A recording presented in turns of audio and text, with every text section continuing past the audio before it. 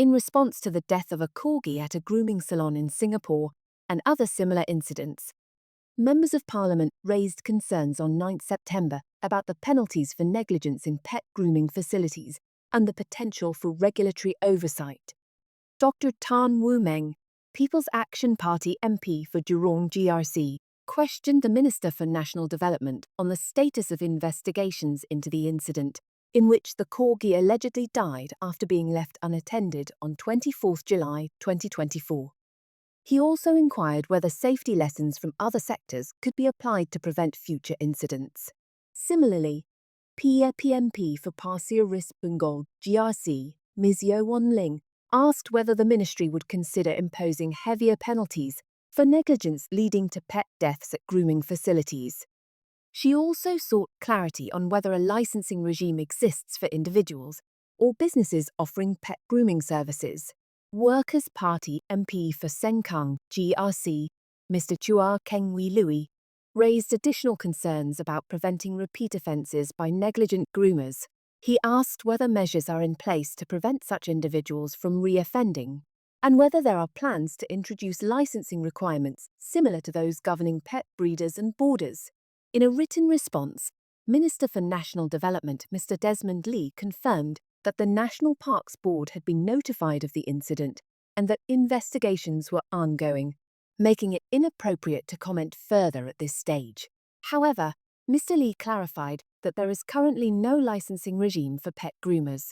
Nonetheless, individuals working in animal-related businesses are expected to uphold high standards of animal welfare.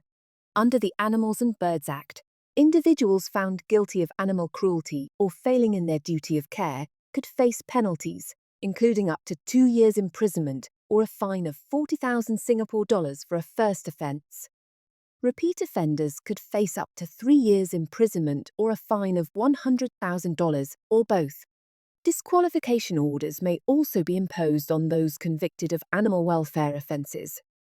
Additionally, Mr. Lee highlighted the Code of Animal Welfare for the pet industry, which sets minimum standards for pet businesses, including grooming facilities. While failure to meet these standards may result in enforcement action, breaches of the code are not classified as criminal offences. The ministry is reviewing the Animals and Birds Act to strengthen legislative powers for safeguarding animal health and welfare. Mr. Lee noted that penalties for animal cruelty are being reviewed, with further details to be shared once available. The parliamentary questions followed the tragic death of Fendi, a corgi, at Pawkins, Singapore, a pet grooming service. The dog reportedly hanged itself after being left unattended on July 24, 2024. CCTV footage from the incident revealed that Fendi slipped from the grooming table while secured by a leash, leading to her tragic death. Following public outcry and criticism on social media, Pawkins Singapore closed its operations and offered refunds for outstanding packages. In a statement, the business expressed deep sorrow over the incident, but did not issue a formal apology to the pet's owner, Ms Sonia Tan, who had reported the matter to NParks and the police. The Society for the Prevention of Cruelty to Animals also weighed in, calling for stronger legislation to protect animal welfare and highlighting the lack of licensing requirements for pet grooming services. They emphasised that penalties for non-compliance with the Code of Animal Welfare may not be sufficient deterrents, and urged the government to enhance regulations within the pet industry.